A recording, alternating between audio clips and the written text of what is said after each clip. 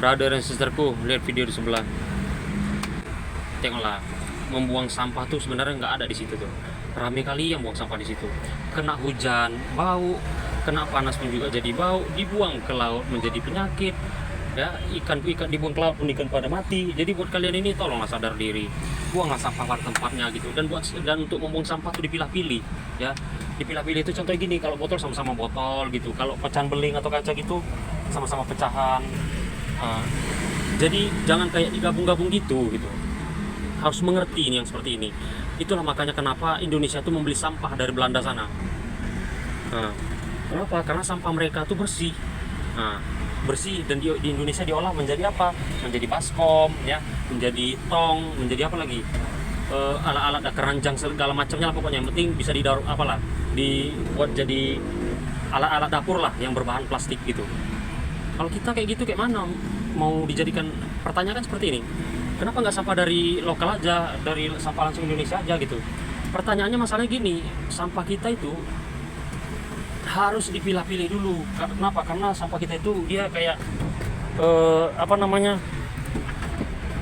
semua menyatu gitu. Di situ nasi lah, di situ kaca lah, di situ rambut, di situ jarum lah, di situ nggak ada perbedaan. Jadi untuk itu kalau mau diolah menjadi bahan atau alat-alat dapur, contohnya kayak tong, keranjang atau baskom tadi, itu harus didaur ulang dan kemudian harus dipilah-pilih, dan kemudian juga itu membutuhkan biaya yang sangat banyak. Untuk kenapa membutuhkan biaya sangat banyak? Karena dia disortir satu persatu. Jadi kalau kenapa alasannya Indonesia itu membeli sampah di luar, yaitu sampah mereka bersih. Sekelas sampah aja mereka teratur bersih gitu. Kalau kita sekelas sampah kita, dari situlah kuah, disitulah apa semua gabung gitu. Padahal di Indonesia ini juga ada loh tong sampah tuh yang organik dan non organik, ya, sama B3 semua segala macam. Yang mana untuk ini, yang mana untuk itu.